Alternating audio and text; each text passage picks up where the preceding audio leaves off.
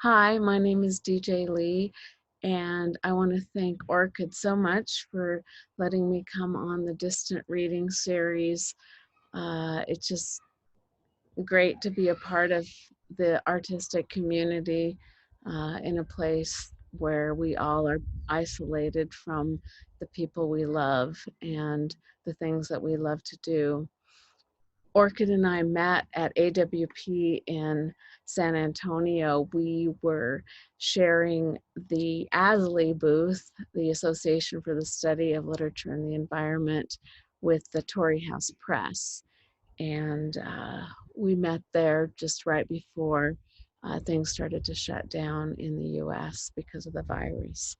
So I'm going to read you a short chapter from my book, and it's chapter 10 out of 32, and it's called Constellation. It even has a picture. It's the summer of 2018.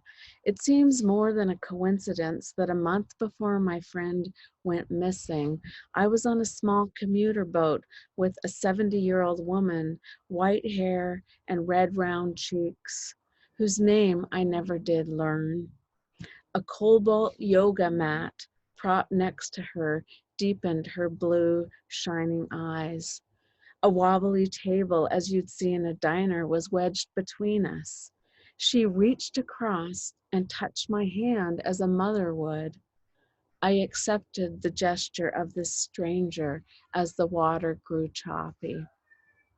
I was on my way to a writing workshop at a retreat center on Cortes Island, British Columbia.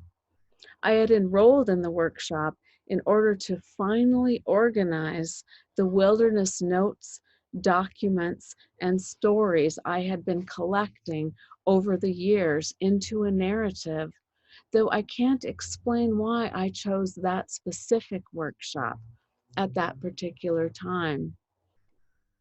The woman was going to a constellation workshop. I'd never heard of it. Like astrology, I said. Nothing like that, she said. It's the most marvelous experience. It was hard to explain, she confessed, but then she went on to describe it in vivid detail as if it wasn't hard at all. Our ancestors have issues, she said, and these issues interrupt the family energy field. She leaned as if in confidence, though the boat carried no one else except the driver. Just like when a tree is stunted, it grows in a gnarly, wounded kind of way. A family can develop like that over centuries.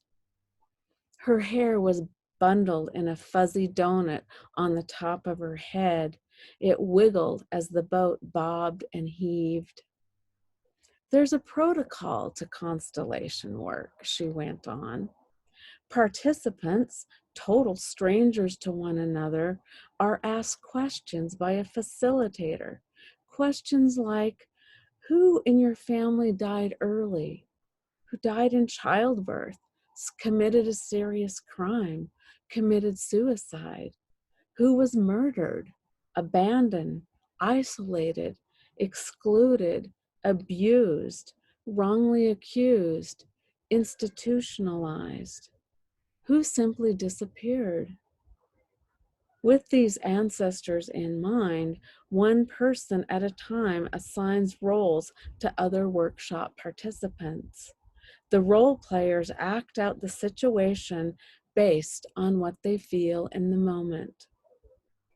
As she was explaining this, she seemed to sense my skepticism through my narrowed eyes, but also my fascination.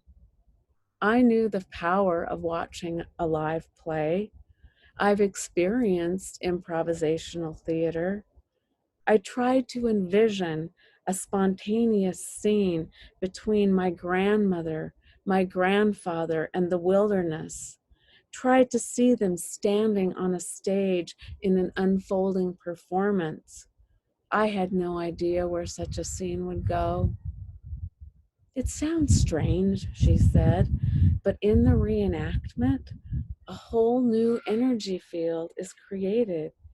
People take on roles of ancestors or family friends, even living relatives, parents, siblings, uncles and aunts and grandparents.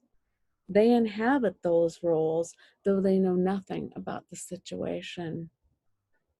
I noticed her large, cradle-like arms freckled against her sleeveless purple smock, earrings of tiny silver fish curling into themselves. The point is to remember those who have been excluded and bring them back into the family, into the community, and in so doing, heal the disturbance, she said, like pasts reborn in different lives.